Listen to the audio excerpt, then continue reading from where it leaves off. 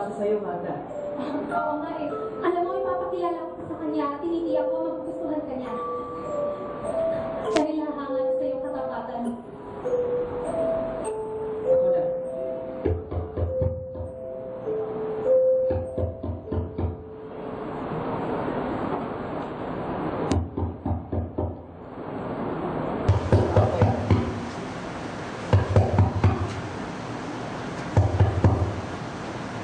Agnes! Agnes, kumusta ka na? Kumusta ka na? Tagal-tagal natin hindi nakita.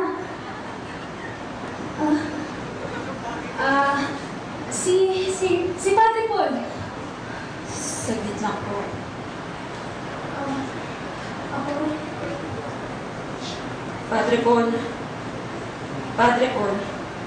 Agnes, hindi ba't sinabi ko sa'yo na huwag mo akong i-istorbohin kapag nagdasal ako? Nandyan na po sila.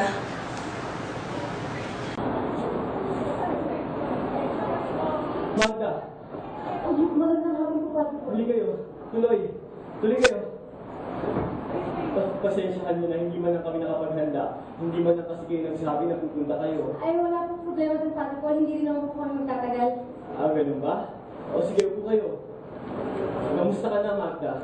Kamusta na ang naghihimalang manggagamot ng bayan? Mabuti po ako, Padre. Ikaw, kumusta ka na po? Eto, nabigla ako sa pagdating mo. Si Agnes po. Si Agnes pa? Naku, baka bumalik na naman sa kusina yon. Agnes! Agnes! Tawag ka na ni Ate Magda mo. Agnes, dali ka. Sabihan mo kami. Ang mabuti pa niyan, Agnes, bumili ka muna ng makakain nila sa labas. Dalian mo. Dali po ba sa akin? Hindi ko alam, pero simula nang umalis ka, araw-araw na niyang tinatanong sa akin kung kailan ka babalik. Kasi daw nakakot nang babalikan mo siya. Pero hindi ka naman yung matipis niya, Agnes. Kaya ako maya-maya lang ay lalapit din niya sa'yo.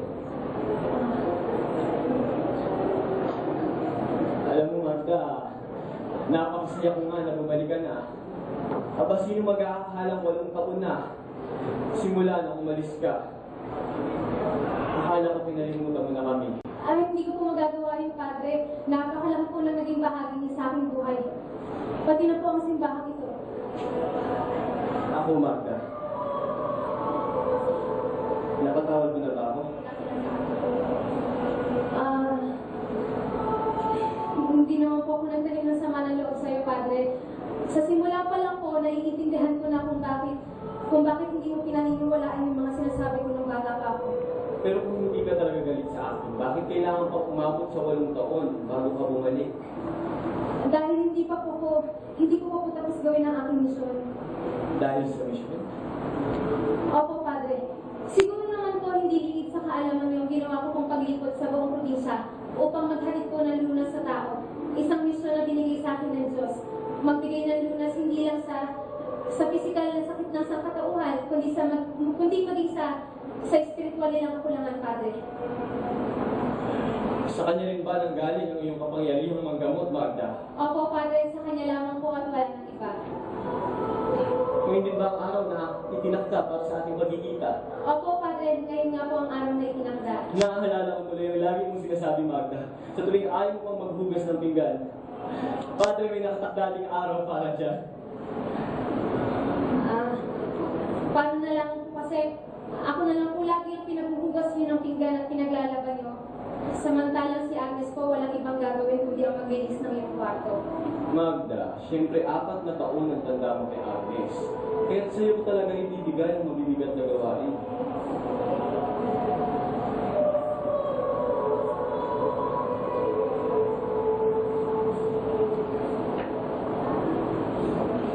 Alam mo, Padre, kapag naglilingkod ka sa tao at ginagawa mo yung para sa Diyos, hindi ka mapapagod.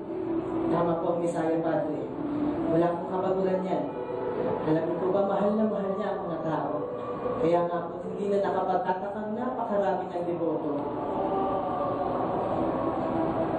Magda, nakakalungkot lang na dati hindi ako naniwala sa'yo. Lahat naman po ng tao pinanganak na hindi sumunod. Si Akor, dating bulag. Nabulag sa kulungan at nang lumaya, palaboy-laboy na lang sa kalye. Walang pamilya. Masisisiba natin siya kung bakit hindi siya naniniwala sa Diyos. Pero tingnan mo naman ngayon, pagkatapos ko siyang mapagaling ay napakalaki na ng paninindigan niya sa Diyos. Dati kang bulag? Opo, Padre. Binulag ako sa loob ng kulungan. Sa pagkaisahan ako ng mga kapwa ko preso. Naaalala ko pa nga kung paano nila tinuhog ng patpat ng mga mata. Ano namang naging kaso mo? Pagpatay. Pero hindi ko naman talaga ginawa yun. Napagbintangan lang ako. Diniin nila ako. Alam mo, wala ka naman dapat ipagpaliwanag. Kung nakalaya ka na, aba, lumabas na ang totoo, hindi ka mamamatay tao. Siguro nga po kung hindi ako napagaling ng Messiah, hanggang ngayon ay wala pa rin direksyon ng pagkatao ko. Akala ko nga nakalimutan na ako ng Diyos. Pero may mas maganda pa pala siyang plano para sa akin. Malaki nga po pasalamat ko dito kay Akor dahil napakalaki na tulong niya sa aking pagagamot. Siyempre naman, Magda. Agnes. Agnes. Saka pupunta, Magda. Gusto ko lang po makausap si Agnes. Huwag na. Baka lalo lang siyang lumayo. May nakatakdang araw para dyan. Takdang panahon. Kumusta naman po siya dito, Padre? Si Agnes ba?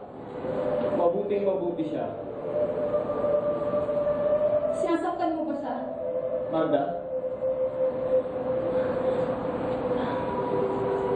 Alam mo, mula nang umalis ka, hindi ko na ginawa kay Agnes ang pagdidisiplina ang ginawa ko sa'yo. Ayaw kong mawala rin kasi siya sa akin. Pasensya na po, Padre. Ang simbahan mo, kumusta? Mukhang napakalaki ko ng pagbabago dito, Dati-dati, dasalan mo lang po ang lugar na to. Hindi ko alam na dito na rin pala ko natutulog. At saka ang mga gamit na to. Ang mga yan ba? Naku, kay Agnes yan. Sinabihan ko na nga siya tungkol dyan.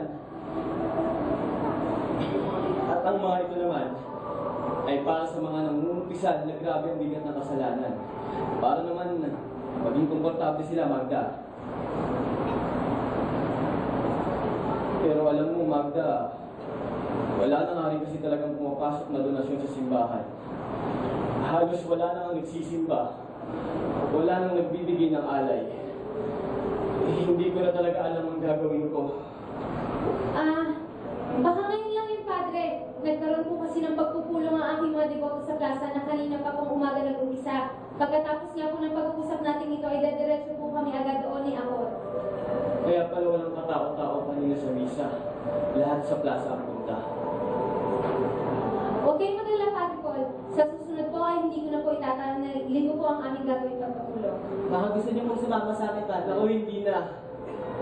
Salamat na lang. Para saan ba ang pagpupulong? Formal ko na po kasi iaanunsyo sa lahat ng nalalapit ko pong pagtakbo. Tatakbo ka? Opo, Padre. Sa tulong na rin po ng aking mga deboto, tatakbo po ako. Para saan posisyon? Sa pagkagobernador po, Padre Paul. Bakit niyo po pala nagtanong? Kakayanin mo ba, Magda? Siguro naman po, Padre, wala pong ibibigay na pagsubok ng Diyos sa akin kung hindi ko po kakayanin. Hindi po ba?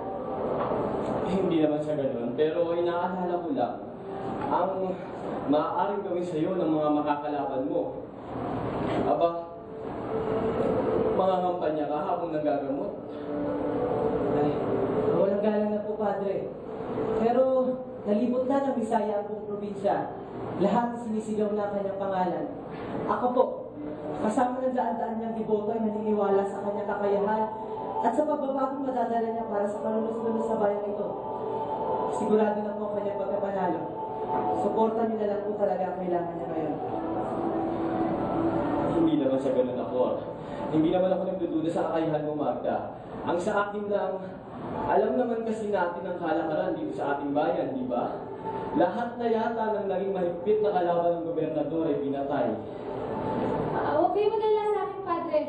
Hindi po ako natatakot. At saka isa pa po, kailangan ng bayan ito ng gobyernong makadiyos at makatao. Kailangan po nila ako. Huwag kayong mag-alala, Padre. Kapag po na nahuno na ako, tutulungan po itong simbahan.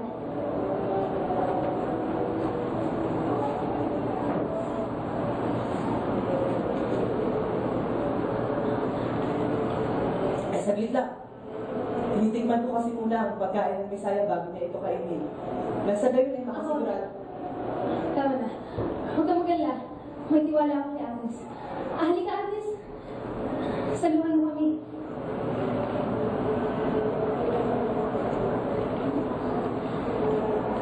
Napakailang pa rin niya. Hintay ka lang. Hindi na ako makapaghintay, Padre. Hindi na ako makapaghintay na kausapin sila. Parang yung dati. Yung parang kami tuloy na kapatid. Yung wala kami pinagkakalunan. Nakakatuwa ang isipin na pati sa pagpapakita sa inyo ng Diyos at pagkausap sa inyo ng Anghel Magda, abang magkasundo kayo noon ni Agnes. Ang pagkakaiba nga lang po, hindi naman talaga niya nakikita ang Diyos o nakakausap ang mga anghel. Gawa-gawa lang niya ang mga yun. Alam mo naman po siguro mag-isip ang isang bata, di ba? Mabuti na nga lang po ay hindi niyo po siya napapaluhod sa asin o nalalatayan na sa katawan, hindi po kagaya ko. Magda, sana patawarin mo. Kagaya nga po na sinabi ko sa iyo, Padre, hindi po ako kailanman nagtanim ng sama ng loob sa iyo. Nakatakda ng mga na dapat mangyari. Pamumunuan ko po ang bayan ito. Alam mo Magda, hindi mo naman kailangan ng pwesto para makatulong sa tao. Nakakatulong ka na sa kanila ngayon sa panggagamot mo. At paguguluhin mo lang ang buhay mo kung papasok ka sa politika. Pero Padre, panahon na para wakasan ang pamumuno ng mga pagpapahirap. Kung hindi po kaya ng tao na gawin para sa kanilang sarili, ako po ang gagawa para sa kanila. Naniniwala kami, Padre, na hindi kami bibiguin ng Bisaya. Alam namin na magkakatotoo ang kanyang mga pangako kagaya na lamang ng sinasabi sa kanyang propesiya. Sa katunayan nga po niyan, Padre Paul, ay gumawa po kami ng munting libro. Ako, nakapaloob po sa munting libro ito ang mga propesiya at plano ko sa bayan. Gusto ko pong bigyan ng tao ng kasiguraduhan. Dinala ko po yan talaga para sa iyo. Nagpa-imprenta na po ako ng daan-daang kopya niyan at mamaya rin po sa plaza, pamimigay ko po yan sa aking mga deboto. Ikaw po talaga ang una kong binigyan. Magda, gagamitin mo ito sa pangakampanya mo? Opo, Padre Paul. Gusto ko po kasing bigyan ng tao ng kasiguraduhan. Kaya nga po, Padre Paul, ang hiling ko po sana, gamitin mo po yan sa iyong misa. Hindi. Hindi pwede. Ano po? Magda, hindi ako maaaring makialam sa politika. Alam mo yan. Pero po, Padre Paul, Hindi maaari. bakit naman po? Magda, gaano ka naman nakakasigurado na ang mga nakasulat dito ay matutupad lahat?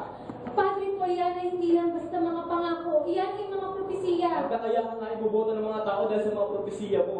Pero paano na lamang kung may hindi ka matupad sa mga ito? Iniisip mo ba kung pwede mangyari sa'yo? Padre Paul, alam ko po ang mga mangyayari. Paano na lamang kung hindi ka na makapanggamot? Walang galang na po, Padre, pero hindi niyo dapat kinekustyon na ganyan ng Bisaya. At paano ka naman nakakasigurado na mananalo ka? Padre Paul, gusto ko pong tulungan niyo ako. Yan po ang magbibigay daan para sa tao na malaman ang mga propesiya at para makasalan po ang mga pagpahirap sa bayang ito. Propesiya? Kung sinabi na talaga ng Diyos sa iyo ang propesiya, anong itsura niya? Tinatanong niyo po ba kung kinekustyon niyo ang ating Bisaya? Hindi siya ang Mesaya. Siya si Magda.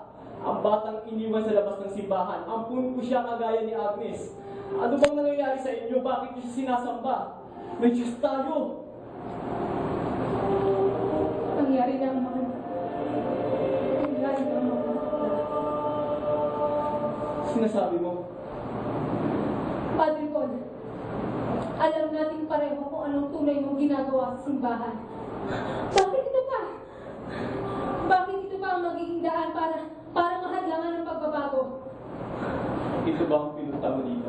Padre Paul, kahit bilang isang mabuting mamamayan na lang, Tigil mo na to. sana po hindi pa uli ang lahat bago kayo maniwala sa mga sinasabi ko. Magda, patawarin mo. Kasi hindi ka na muli sa simbahan. Huwag ka nang tumakbo. Ilang naman ang gusto ko para sa'yo. Ako, tara na. Hinihintay na tayo ng mga tao sa plaza. Ate! Agnes! Agnes! Agnes!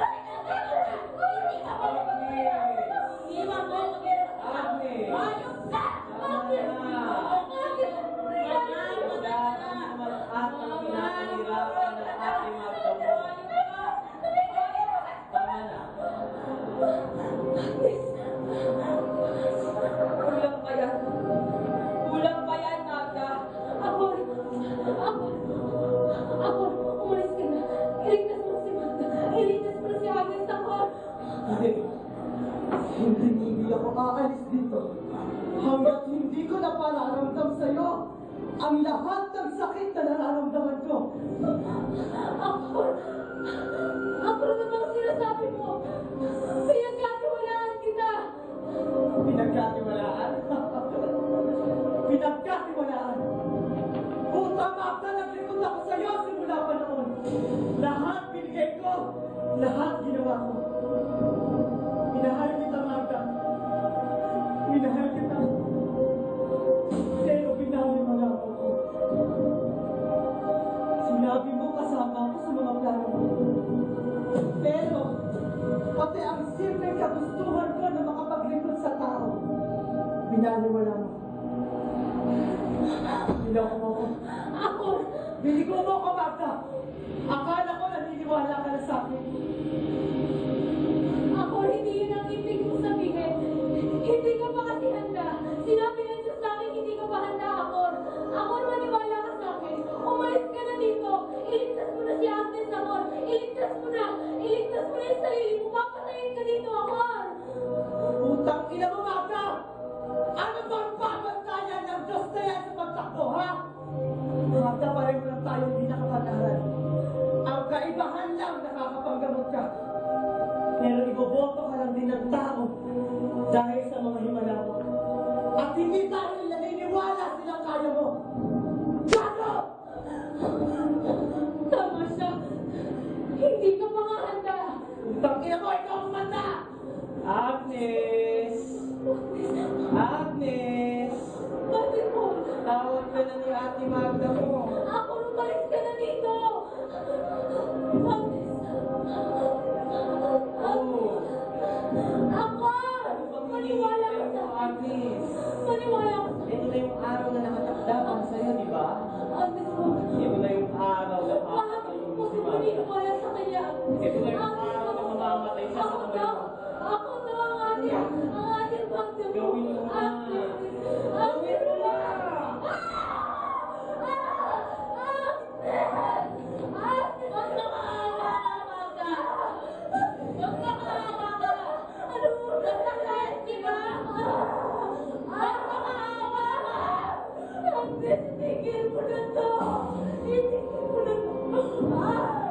Hindi mo na malalasan muli ang utak ni Magda, Agnes. Demonyo ka! Demonyo ka, Magda. Kalooban lang ng Diyos na mamatay ka. Dahil ginagago mo ang mga deboto mo. Sinisira mo ang pananampalataya nila. Alam mo, simula na magamot ka, lahat ng donasyon sa'yo na lahat napunta. Siniraan mo ko sa mga tao. Masyado ka ng maraming sinasagasa. Pero babalik ko sa lahat sa dati pagkatapos nito. Nakatakdang mangyari ang mga dapat mangyari, Padre Paul. Tumigil ka! Hindi ka! Hindi kami kasama sa mga bogong deboto mo. Kaya kung akala mo maniniwala kami sa mga putang inang himala mo, ulul!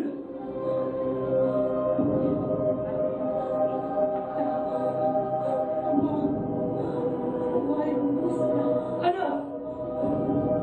Kung ikaw talaga ang Mesaya, ligtas mo ang sarili mo ngayon sa harapan ng iyong ama. Tawagin mo siya. Tawagin mo ang mga deboto mo. Ano hindi mo kaya? Hindi mo kaya. Sabi ko na nga ba ginagamit mo na siya. Ako, maniwala ka sa akin. Ako, maniwala ka sa akin. Nakita ko na ako. Papakain ka nila. Iligtas mo na si Agnes ako. Manahimik ka, Magda!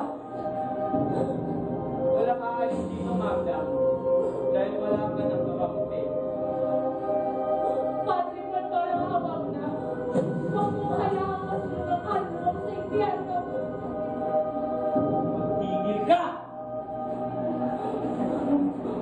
Wala ka nang sinabi. Hindi mo mga pulisya. Huwag sarili mo, di mo ay ligtas! Ako parang habang na. Kahit si Agnes na lang.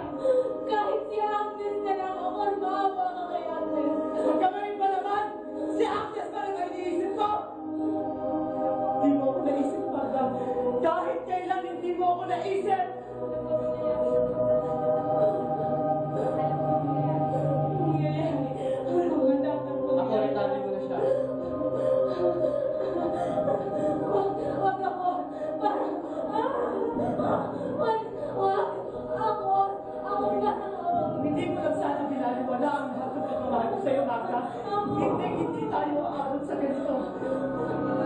Amor, patawarin mo ako. Iligtas mo na si Agnes habang maaga pa ako. Binigyan mo lang sana ako ng isa pang pagkakataon. Amor! Amor! Ako, rinig